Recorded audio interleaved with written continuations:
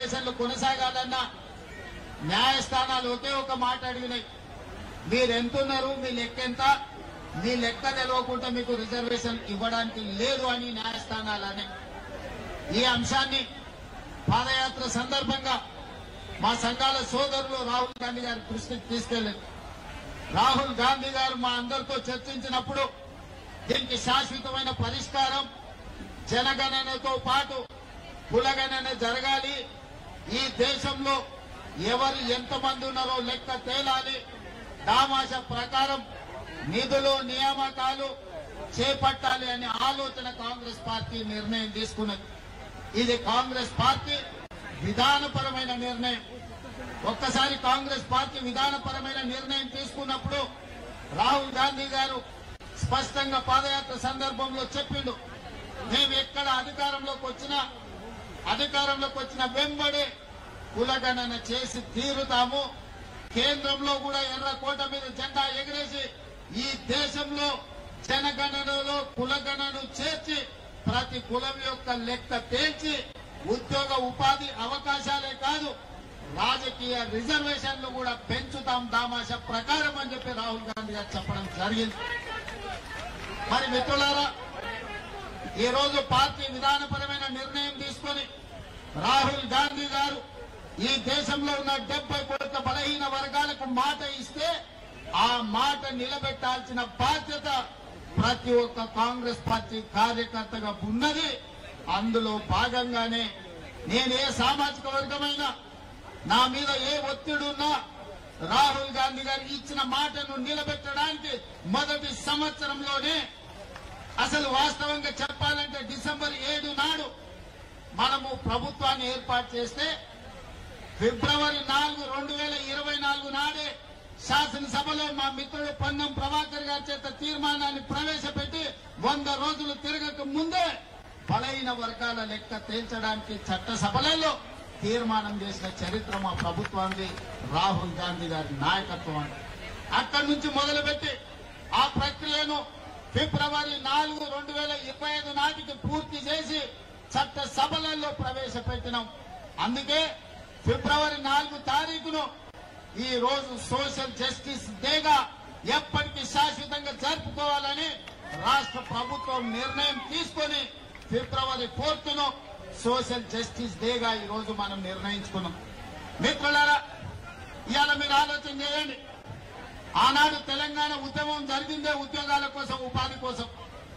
తెలంగాణ రాష్ట్రం ఏర్పడిన తర్వాత ప్రభుత్వంలో ఉన్న ఉద్యోగ ఖాళీలను భర్తీ చేయమని విద్యార్థులు, నిరుద్యోగ యువకులు గల్లీ నుంచి ఢిల్లీ వరకు కొట్లాడి, కానీ ఆనాడు అధికారంలో ఉన్న ముఖ్యమంత్రి అయిన కుమారుడు ఉద్యోగ నియామకాలు చేపట్టలేదు. ఎన్ని పోరాటాలు చేసినా, ఎంతమంది పిల్లలు కొట్లాడినా, ఎంతమంది పిల్లలు ప్రాణాలు ఇచ్చినా ఆనాడు అధికారంలో ఉన్న వాళ్లకు చెవికెక్కలేదు. అందుకే ఎన్నికల సందర్భంగా పాదయాత్ర చేసినప్పుడు నేను తెలంగాణ నిరుద్యోగ యువకులకు ఒక మాట చెప్పిన, ఇక మీరు ఉద్యోగాలు ఇవ్వండి అని అడగకండి, తండ్రి కొడుకుల ఉద్యోగం ఊడగొట్టండి, మీ ఉద్యోగాలు మీ ఇంటికి వస్తాయని ఆనాడు నేను చెప్పిన. ఆ మాట ప్రకారం తెలంగాణలో ఉన్న యువకులు తండ్రి కొడుకుల ఉద్యోగం ఊడగొడితే సంవత్సరం తిరిగే లోపల 59,000 ప్రభుత్వ ఉద్యోగ నియామకాలు చేపట్టి మా ప్రభుత్వం చిత్తశుద్ధిని నిరూపించుకున్నది. మరి ఇవాళ మిత్రులారా, బలహీన వర్గాల కోరిక అసంబద్ధమైన కోరిక కాదు, బలహీన వర్గాల కోరిక సంబద్ధమైన కోరిక. ఈ రోజు మీది ధర్మమైన కోరిక. ఒక ధర్మమైన కోరిక నెరవేర్చడానికి ప్రభుత్వాలు ముందుకు రావాలి, బాధ్యత తీసుకోవాలి. కానీ భారతీయ జనతా పార్టీ ఈనాడందుకు సిద్ధంగా లేదు. వాళ్ళకి విధానపరమైన ఆలోచననే బలహీన వర్గాలకు వ్యతిరేకం. ఇంతకుముందు మిత్రుడు శ్రీనివాస్ గౌడ్ చెప్పిన అంశాలన్నీ మళ్ళొకసారి చెప్పదలుచుకున్నా. ఆనాడు మొరార్జీ దేశాయ్ గారు ఈ దేశంలో ఉన్న బలహీన వర్గాల లెక్క తేల్చాలి, ఈ జనాభాలో జాతుల యొక్క లెక్క తేలాలి అని మండల్ కమిషన్ ను నియమించి మండల్ కమిషన్ ద్వారా నివేదిక అడిగింది. ఆ మండల్ కమిషన్ ఈ దేశంలో 52% బలహీన వర్గాలు ఉన్నారు, 27% రిజర్వేషన్ ఇవ్వాలి అని వారి ప్రతిపాదన ఇచ్చారు. కానీ కొంతకాలం వాయిదా పడ్డది. వీపీ సింగ్ గారు వచ్చిన తర్వాత ఈ మండల్ కమిషన్ ను దుమ్ము దులిపి దీన్ని అమలు చేసి మొదలు పెడితే ఆనాడు భారతీయ జనతా పార్టీ కుట్ర చేసి మండల్ కమిషన్ కు వ్యతిరేకంగా కమండల్ యాత్రను చేపట్టి ఈ దేశంలోనే మండల్ కు వ్యతిరేకంగా కమండల్ విధానాన్ని తీసుకొచ్చింది భారతీయ జనతా పార్టీ. ఆ భారతీయ జనతా పార్టీ ప్రతినిధే ఈ రోజు నరేంద్ర మోడీ గారు ప్రధానమంత్రి ఈ దేశంలో ఉన్నాడు. నేను ఈ రోజు ఒక మాట చెప్పదలుచుకున్నా. శ్రీమతి ఇందిరాగాంధీ గారు దళితులు కాదు, ఆదివాసీ కాదు. కానీ శ్రీమతి ఇందిరాగాంధీ గారు దళితుల పట్ల, గిరిజనుల పట్ల, ఆదివాసీల పట్ల అమ్మలాగా వ్యవహరించి వాళ్ళకి రిజర్వేషన్లను అమలు చేయడమే కాదు, సొంత ఇల్లు కట్టుకోవడానికి ఇల్లు ఇవ్వడమే, ఇందిరమ్మ ఇల్లు ఇవ్వడమే కాదు, ఆవిడ అసైన్మెంట్ చట్టాన్ని తెచ్చి భూస్వాముల దగ్గర వేలాది లక్షలాది ఎకరాలను ప్రభుత్వం గుంజుకొని ఎస్సీ ఎస్టీ బీసీలకు అసైన్మెంట్ పట్టాలు ఇచ్చి భూ యజమానులను ఇందిరమ్మ చేసింది. అందుకే ఇవాళ ఏ ఎస్సీ, ఏ ఎస్టీ, ఏ తండా, ఏ గూడానికి వెళ్ళు వాళ్ళ ఇళ్లలో ఇందిరమ్మ ఫోటో ఉంటుంది. మా అమ్మ ఇందిరమ్మ అని అంటారు. చిత్తశుద్ధి ఉండాలి, చేయాలన్న సంకల్పం ఉండాలి. అందుకే ఇందిరమ్మ ఈ రోజు దళితులకు, గిరిజనులకు, ఆదివాసీలకు అమ్మగా మారి ఇవాళ మిత్రులందరూ చెప్తున్నారు భారతీయ జనతా పార్టీ ఈ విధానానికి బీసీలను బలపరచాలన్న ఆలోచనకు వ్యతిరేకము. అందుకే ఈరోజు ఎన్ని రకాల ప్రయత్నాలు చేసినా ఈరోజు బీసీల లెక్కలు చేయాల్సి వస్తుందని 2021 జనాభా లెక్కల్ని వాయిదా వేసి ఇవాళ 2025 సంవత్సరం వచ్చినా జనాభా లెక్కలు చేయడం లేదు. ఎందుకంటే రాహుల్ గాంధీ గారు డిమాండ్ చేసిండ్రు, ఈసారి జనాభా లెక్కలల్లా కులగణన జరగాలి, జనగణనతో పాటు కులగణన జరగాలి, ఆ నివేదిక ప్రకారమే రిజర్వేషన్లు పెంచాలి అని. అందుకే ఈరోజు బీజేపీ కుట్ర చేసి జనగణనను వాయిదా పెట్టుకుంటూ వస్తుంది. ఇది మనందరికీ తీర నష్టం. ఇది ఒక బలహీన వర్గాల సమస్య కాదు, ఇది బహుజనుల సమస్య. బహుజనులందరూ ఏకమై లెక్కలు తేలుస్తేనే తప్ప, మీ లెక్క పక్కాగా ఉంటే తప్ప మీకు ఉద్యోగ ఉపాధి, అదే విధంగా రాజకీయ రిజర్వేషన్లు పెరగవు. అందుకే మిత్రులారా, మనం అక్కడ గల్లీ నుంచి సంఘాలతో మాట్లాడినాం, సంస్థలతో మాట్లాడినాం, ప్రజాప్రతినిధులతో మాట్లాడినాం. ప్రభుత్వం చర్చలు చేసింది, నివేదికలు తెప్పించింది, జనగణనలో కులగణన చేసింది. మొత్తం లెక్కలు తేల్చి తెలంగాణ రాష్ట్ర ప్రభుత్వం బలహీన వర్గాల లెక్క 56.36% అని ఇవాళ లెక్క తెలిసిన రాష్ట్రం ఈ దేశంలోనే మొట్టమొదటి రాష్ట్రం తెలంగాణ రాష్ట్రం అని చెప్పి నేను ఈ సందర్భంగా తెలియజేస్తున్న మిత్రులారా, ఇవాళ ఏ రాష్ట్రంలో, గుజరాత్ తో సహా భారతీయ జనతా పార్టీ అధికారంలో ఉన్న ఏ రాష్ట్రంలో కూడా ఈ కులగణన చెయ్యలేదు. ఈ దేశంలో మొట్టమొదటిసారి రాహుల్ గాంధీ గారు ఇచ్చిన మాటను నిలబెట్టుకొని తెలంగాణ రాష్ట్ర ప్రభుత్వం ఒక దిక్సూచిగా ఈ దేశ రాజకీయాలకే ఒక వెలుగుగా ఇవాళ తెలంగాణ రాష్ట్ర ప్రభుత్వం ముందుకొచ్చింది. ఇవాళ లెక్కలు తెచ్చడమే కాదు, మిత్రుడు జాజుల శ్రీనివాస్ అన్నట్టు, మా మిత్రుడు మహేష్ గౌడ్ గారు చెప్పినట్టు స్థానిక సంస్థల రిజర్వేషన్లే కాదు, ఉద్యోగ విద్యా అవకాశాలలో కూడా 42% రిజర్వేషన్లు ఇవ్వాలి. అప్పుడే నిజమైన న్యాయం మీకు జరుగుతుంది. మీ వర్గాల నుంచి డాక్టర్లు, లాయర్లు, ఇంజనీర్లు, ఐఏఎస్లు, ఐపీఎస్లు, ఐఎఫ్ఎస్లు వచ్చి ప్రభుత్వం యొక్క పరిపాలనలో మీరు భాగస్వాములు కావాలి. తెలంగాణ రాష్ట్ర అభివృద్ధిలో మీరు ముందు బాగానే నిలబడాలి అని ఇవాళ ఉద్యోగ విద్యలో కూడా రిజర్వేషన్లు పెంచాలి అని ప్రభుత్వం నిర్ణయం తీసుకున్నది. ఇవాళ రిజర్వేషన్లు పెంచడం కేంద్ర ప్రభుత్వ పరిధిలో. అందుకే శాసనసభలో తీర్మానాన్ని ప్రవేశపెట్టి అన్ని రాజకీయ పార్టీలను సమన్వయం చేసుకుని ఏకగ్రీవ తీర్మానంతో ఈ రోజు కేంద్ర ప్రభుత్వానికి పంపించినాం. నేను ఇప్పుడు అడుగుతున్న నరేంద్ర మోడీ గారిని, అయ్యా మేము మా రాష్ట్రంలో చేసుకుంటామని అడిగినాం, మీ గుజరాత్ లో చేయమని మేము తీర్మానం చేయలే, మీ ఉత్తరప్రదేశ్ ప్రభుత్వంలో చేయమని తీర్మానం అడగలే, మీ మధ్యప్రదేశ్ లో మీ ప్రభుత్వంలో చేయమని అడగలే. మా తెలంగాణలో మా 4 కోట్ల ప్రజలల్లా మా బలైన వర్గాల సోదరులకు 42% రిజర్వేషన్లు ఇస్తాం, మేము మాకు అనుమతి ఇవ్వండి అని మేము తీర్మానం చేస్తే నరేంద్ర మోడీ గారు మీకు వచ్చిన కష్టమైంది అని నేను అడుగుతున్నా. మీ గుజరాత్ లో గుంట భూమి అడగలే, మీ రిజర్వేషన్లో 1% మేము అడగలే. మేము మా తెలంగాణలో మా పిల్లల చదువులకు, మా పిల్లల ఉద్యోగాలకు, మా సోదరుల రాజకీయ అవకాశాల కోసం ఇవాళ మేము 42% రిజర్వేషన్ ఇస్తామని మా ప్రజలు ఎన్నుకున్న శాసనసభలో ఇవాళ మేము తీర్మానం చేసినాం. నీకేం కష్టం వచ్చిందని నేను అడుగుతున్న మోడీ గారిని. నీ దాంట్లో భాగస్వామ్యం అడగలే, ఢిల్లీలో నీ కుర్చీ కూడా మేము అడగలే, ఎర్రకోట మీద మేము జెండా ఎగరేస్తామని చెప్పలే. మా దగ్గర మా బలైన వర్గాల లెక్క తేలింది, మా రిజర్వేషన్లు పెంచుకుంటాం, మాకు అనుమతి ఇవ్వండి మోడీ గారు మహాప్రభువు అని అక్కడి నుంచి తీర్మానం పంపించినాం. అయినా పలకలే. బండి సంజయ్ని కలిసిండ్రు, ధర్మపురి అరవింద్ని కలిసిండ్రు, కిషన్ రెడ్డిని కలిసిండ్రు. మా పిల్లలు విజ్ఞప్తి చేసిండ్రు, మా సోదరులు డిమాండ్ చేసిండ్రు. వాళ్ళు పలకలే, వాళ్ళు మళ్ళీ చూడలే. అందుకే ఇవాళ గల్లీలో ఉండి చెప్తే మీకు వినిపిస్తలేదు. అందుకే ఢిల్లీకి వచ్చి చెప్తాం, మోడీ గారు మీరు వినండి, జంతర్ మంతర్లు మా గొంతు వినిపిస్తున్నాం. ఇవాళ ఢిల్లీకి వచ్చినాం. ఆనాడు కురుక్షేత్రం సందర్భంగా ఒక మాట చెప్పిండు, ఆయనను పోయి రావలే హస్తినకు అని. ఆయనను పోయి రావలేను హస్తినకు అని యుద్ధానికి ముందు, కురుక్షేత్ర యుద్ధానికి ముందు పెద్దలు చెప్పారు.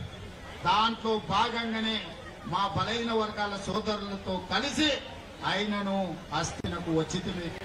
ఈ రోజు ప్రధానమంత్రి గారు మీరు వినండి, మీరు మా గుండె సప్పుడు వినండి, మా ఆలోచనలు పంచుకోండి, మాకు అనుమతి ఇవ్వండి, అప్పుడు మీ గౌరవం ఉంటుంది. అదే తెలంగాణకు మిమ్మల్ని పిలిచి పార్టీలకు అతీతంగా 10 లక్షల మందితో బహిరంగ సభ ఏర్పాటు చేసి ప్రధానమంత్రిగా మిమ్మల్ని సన్మానించే బాధ్యత నేను తీసుకుంటా. మా రాష్ట్రంలో మాకు అనుమతి ఇవ్వండి, మేము సిద్ధంగా ఉన్నాం అమలు చేయడానికి. చట్టం అధికారం నీ చేతుల్లో ఉంది కదని మా మీద ఆధిపత్యం చెలాయించాలని ఆలోచన చేయకు. మా మీద ఆధిపత్యం చెలాయించాలనుకుంటే నిజాంలకు రజాకర్లకు ఏ గతి పట్టిందో మీరు చూసారు. ఉమ్మడి రాష్ట్రంలో ఏం జరిగిందో మీరు చూసారు. తెలంగాణ రాష్ట్రంలో గడిల నుంచి పరిపాలన అందించాల్సిన వాళ్ళు ఇవాళ ఎక్కడున్నాడో చూసారు. ఇవాళ ఢిల్లీలో గద్దె మీద ఉన్నామని మీరు అనుకుంటున్నారు. రావాలి మళ్ళీ మా గల్లీలోకి, మీరు మీ వాళ్ళు మా గల్లీలోకి రావాలి. మీరు ఎప్పుడు ఢిల్లీలో ఉండరు, మళ్ళా రావాలి. మళ్ళా వచ్చినప్పుడు మా చేతికి దొరుకుతారు. మీరేం మర్చిపోవద్దు. మా బలైన వర్గాల సోదరులు చిన్న సాయం చేస్తే కూడా జీవితాంతం గుర్తుపెట్టుకునే జాతులు. ఆకలి మీద వస్తే బుక్కడు పువ్వ పెట్టినా, ఎండను వస్తే గిలాస మంచినీళ్ళు ఇచ్చినా మా బలైన వర్గాలు జీవితకాలం గుర్తుపెట్టుకునే జాతులు ఇది. ఈ జాతులకు అన్యాయం చేస్తే మర్చిపోతారని మీరు ఎట్లా అనుకుంటారు మోడీ గారు? మీరు ఏ జాతి అని మేము అడుగుతలేము, మా జాతులకు ఎందుకు అన్యాయం చేస్తారని మేము అడుగుతున్నాం. మేము మా జాతులకు న్యాయం చేస్తామని మేము ముందుకు వచ్చినప్పుడు మమ్మల్ని ఎందుకు అడ్డుకుంటారని నేను అడుగుతున్నా. ముఖ్యమంత్రిగా, ప్రధానమంత్రిగా మీరు ఈ దేశమంతా అమలు చేస్తారా లేదా నాకు తెలియదు. మీ గుజరాత్ రాష్ట్రంలో మీరు ఏం చేస్తారో నేను అడగట్లేదు. నా తెలంగాణ రాష్ట్రంలో ముఖ్యమంత్రిగా శాసనసభలో ఏకగ్రీవంగా తీర్మానం చేసిన బలైన వర్గాల రిజర్వేషన్ లో 42% ఇవ్వడానికి మీకు వచ్చిన కష్టమేంది, గుజరాత్ కు వస్తున్న నష్టమేందని నేను మోడీ గారిని అడగదలుచుకున్నాను. అందుకే ప్రధానమంత్రి గారు దయచేసి వినండి. మీరు చట్టసభలలో మెజార్టీ లేకపోయినా ట్రిపుల్ తలాక్ తెచ్చారు, 370 ఆర్టికల్ తెచ్చారు, సిటిజన్ అమెండ్మెంట్ యాక్ట్ తెచ్చారు, రైతు వ్యతిరేక నల్ల చట్టాలు తీసుకొచ్చారు. ఇవాళ వక్ఫ్ బిల్లు తెస్తున్నారు. మీకు బలం లేకపోయినా, ఇన్ని బిల్లులు మీకు బలం లేకపోయినా, ఇన్ని రాజకీయ పార్టీలు మిమ్మల్ని వ్యతిరేకించినా మీరు అవన్నీ చట్టాలు చేసి ప్రజల నెత్తి మీద రుద్ది ఇవాళ కమ్యూనిస్టుల నుంచి కాంగ్రెస్ వరకు, ఎంఐఎం నుంచి బీఎస్పీ వరకు, ఈ రోజు సిపిఎం నుంచి సిపిఐ వరకు ప్రతి రాజకీయ పార్టీ అనుకూలంగా ఉన్నప్పుడు బలైన వర్గాల రిజర్వేషన్లు పెంచడానికి మీకు వచ్చిన బాధ ఏంటి అంటే నేను అడుగుతున్న మోడీ గారు. ఇవాళ అన్ని రాజకీయ పార్టీలు మీకు అండగా నిలబడడానికి, మీకు ఆ సంగతి అర్థం కావడానికి చట్టసభలలో మీరు అనుమతి ఇవ్వకపోతే జంతర్ మంతర్ చౌరస్తాలో 15-16 పార్టీలు ఈ రోజు ఈ వేదిక మీద నుంచి మేము అనుకూలమని చెప్పింది. అందుకే మా జాజుల శ్రీనివాస్ అన్ని రాజకీయ పార్టీలను ఇక్కడికి రప్పించి ఈ వేదిక మీద నుంచి ప్రధానమంత్రి గారికి విజ్ఞప్తి చేయించారు. మా బలైన వర్గాల సోదరులు వివిధ రాష్ట్రాల ఎంపీలను 60-70 మందిని వేదిక మీదకి రప్పించారు. ఇవాళ వివిధ రాజకీయ పార్టీలు ఇవాళ మేము అనుకూలం ఉన్నాయని చెప్పిన పాలకపక్షం నువ్వు అనుకూలం ఉంటే ప్రతిపక్షంగా 100 ఎంపీలు మేమున్నాం. మాతో ఉన్న డిఎంకే కావచ్చు, ఎన్సీపీ కావచ్చు, ఈ రోజు అదేవిధంగా లాలూ ప్రసాద్ కావచ్చు, ములాయం సింగ్ గారి పార్టీ కావచ్చు, ఇన్ని రాజకీయ పార్టీలు ఇక్కడికి వచ్చిన తర్వాత మరి అందరూ శాకాహారులు అయితే రొయ్యల పుట్ట మాయమెట్టయిందని ఇంట్రెస్ట్ అన్నారు. మీరు బీసీల మేలు కోసమే ఉన్నామంటారు, బీసీల కోసం ప్రాణాలు ఇస్తామంటాడు మా బండి సంజయ్ సోదరు. మా ప్రాణాలు అవుతాయా? 42% రిజర్వేషన్ అడిగింది. మాకు మీ ప్రాణాలు వద్దు, మీ ప్రాణాలు మేమేం చేసుకుంటాము? 100 ఏళ్లు నువ్వు మీ మోడీ సుభిక్షంగా ఉండండి, మాకు అభ్యంతరం లేదు. మాకు కావాల్సిందల్లా 42% రిజర్వేషన్ మా బలైన వర్గాలు. అది కూడా మా రాష్ట్రంలోనే మేము చేసుకుంటాం అంటున్నాం. మేము గుజరాత్ లో చేస్తామంటలేం, మేము ఉత్తరప్రదేశ్ లో చేస్తామంటలేం. ఇవాళ అందుకే మోడీ గారికి విజ్ఞప్తి చేస్తున్నా, నువ్వు తెలంగాణలో మాకు అనుమతి ఇవ్వకపోతే ఇది దేశం అంతా కారు చిచ్చులా వ్యాపిస్తుంది. మీరు అనుకుంటున్నారేమో గుజరాత్ లో అంచు వేస్తామని, ఇది నిప్పు రగులుతుంది, దేశం మొత్తం వ్యాపిస్తుంది, దేశం నలుమూలల జాగృతం చేస్తాం. మా పెద్దలు హనుమంతన్న చెప్పినట్టు దేశంలో అన్ని రాజకీయ పార్టీలను అన్ని సంఘాలను కూడగట్టం. మీరు ఎట్లా ఢిల్లీలో గద్దె మీద ఉంటారో మేము కూడా చూస్తాం. ఆయనలో ఉద్యోగాలు ఇవ్వని కుటుంబాన్ని తండ్రి కొడుకుల ఉద్యోగం ఊడగొట్టి ఇవాళ వేలాది ఉద్యోగాలు తెలంగాణలో ఇచ్చినాం. బలైన వర్గాల రిజర్వేషన్లు మీరు ఇవ్వకపోతే మీరు మా డిమాండ్ కు దిగన్న రావాలి, లేకపోతే మీరు దిగన్న పోవాలి. మోడీ గారు మీకు తప్పదని నేను చెప్పదలుచుకున్నా. మీరు ఎక్కువ కాలం బీసీ ముసుగులో మీరు ప్రభుత్వాన్ని ఏలలేరు, మీరు గద్దె మీద కూర్చోలేరు. అందుకే మిత్రులారా, ఈ రోజు మీ ధర్మమైన కోరిక నేను ఒక ఉదాహరణ చెప్పదలుచుకున్నా. 2015లో ఇక్కడనే మాదిగ ఉపకులాల వర్గీకరణ కోసం మందకృష్ణ మాదిగ ధర్నా చేసి జంతర్ మంతర్నే అలసిపోయి చెట్టు కింద కూర్చున్నాడు. నేను కూడా సంఘీభావం తెలుపుదామని వచ్చిన. అన్నా ఇన్ని చేసినా ఎవరు ఇంటలేరు, ఏం చేద్దామని నన్ను అడిగింది. మరి ఏం చేద్దామని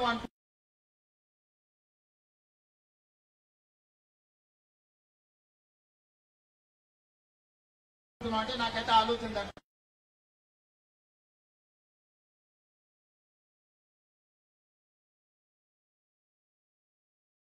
ఎట్లా అన్నాను, మీ ధర్మమైన కోరిక ధర్మయుద్ధం ప్రకటించని చెప్పి పరేడ్ గ్రౌండ్ లో మాదిగ ఉపకులాల ధర్మయుద్ధం ప్రకటించి విజయం సాధించిండు, లక్ష్యానికి చేరుకున్నాడు. ఇవాళ మా మిత్రులకు అందరికీ నేను ఒకటే మాట చెప్పదలుచుకున్నా. ఇవాళ చెబితే విన్నరా? సరే విననప్పుడు మన బలమేందో చూపించాలి. మన ధర్మమైన కోరిక కోసం మా బలైన వర్గాలు ధర్మ యుద్ధం ప్రకటించండి. మీకు అండగా నిలబడతా, మీకు తోడుగా ఉంటా. ఇక ఢిల్లీ కొట్టుడు కాదు, మీరే మా పెళ్లికి రావాలి.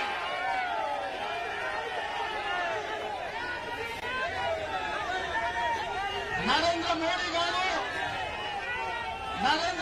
గారు వినండి, ఇక రాము ఢిల్లీకి, మీరే మా గల్లీలకు రావాలి.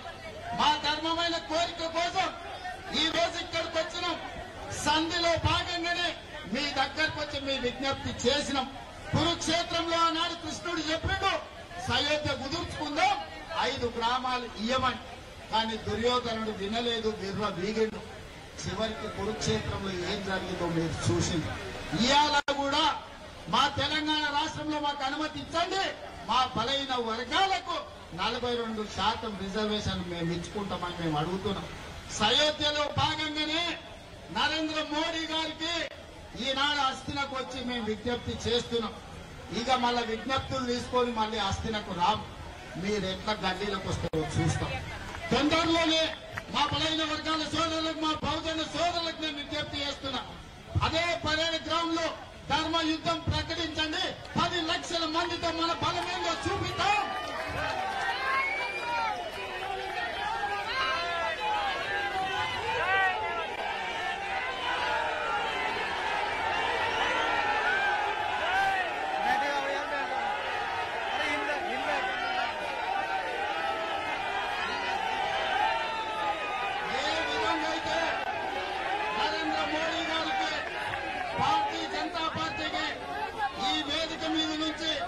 వేలాది మంది మా బహుజనుల సమక్షంలో భారతీయ జనతా పార్టీకి హెచ్చరిక జారీ చేస్తున్నా.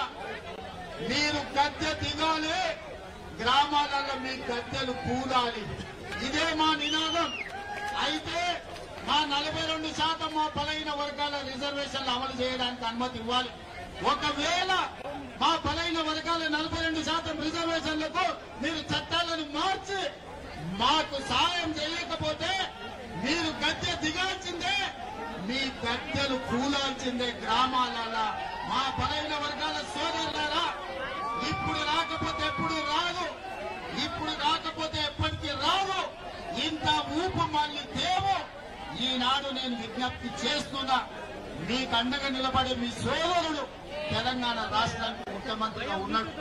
ఎవరు ఏమనుకున్నా మీకు అండగా నిలబడే ధర్మం నా మీద ఉన్నది. రాహుల్ గాంధీ గారి మద్దతు మీకున్నది. రాహుల్ గాంధీ గారి నాయకత్వంలో మీకోసం కొట్లాడి ఢిల్లీ నుంచి ఢిల్లీ వరకు ఏకం చేసి అన్ని రాష్ట్రాలలో బలాన్ని కూడగట్టి బలైన వర్గాల రిజర్వేషన్లు తీర్చే బాధ్యత కాంగ్రెస్ పార్టీ రాహుల్ గాంధీ గారు తీసుకుంటారు. ఇవాళ మీరందరూ ఏకమై రేపు జరగబోయే ధర్మ యుద్ధంలో మన బలమేందో పరేడ్ గ్రౌండ్ లో ప్రదర్శించండి. ఎట్లా మోడీ దిగిరాడో ఎట్లా మన రిజర్వేషన్లు మన ఇంటికి రావు. ఒకవేళ అది రాకపోతే ఎర్ర కోట మీదనే మనమే జెండా ఎగరేసుకుందాం సోదరులారా. ఇవాళ బలహీన వర్గాల గొంతు బలహీనం అనుకోకు. మేము గౌరవంగా ఉన్నాం, మీ గౌరవం ఇచ్చినాం. అందుకే ఇవాళ జంతర్ మంతర్కు వచ్చినాం. మమ్మల్ని తక్కువ అంచనా వేస్తే ఎర్రకోట మీద జెండా ఎట్లా ఎగరేసుకోవాలో మా సోదరులందరికీ తెలుసు. మేమందరం కలిసి ఎర్రకోట మీద జెండా ఎగరేస్తాం, మా రిజర్వేషన్లను సాధించుకుంటామని తెలియజేస్తూ ఇక్కడికి విచ్చేసిన వేలాది మంది మా బహుజనులకు అందరికీ ధన్యవాదాలు తెలియజేస్తూ సెలవు తీసుకుంటున్నాం. మిత్రులారా, అన్నగారికి ఎక్కువ దయచేసి ఎవరు ఎక్కువ బాబు అవే రావద్దా వద్దు. మనం మన భవనమే ఆగం. ఇది వేదిక మంచిగా లేదు. ఈరోజు ఒక నిమిషం ఆగవే.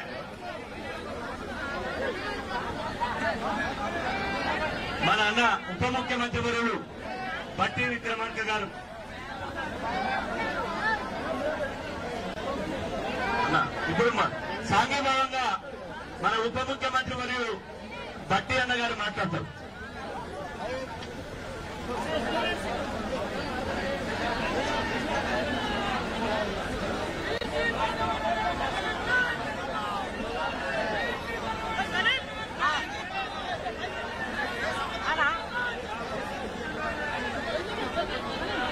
खाली नहीं तो नहीं होता, बात कर रही है फोटो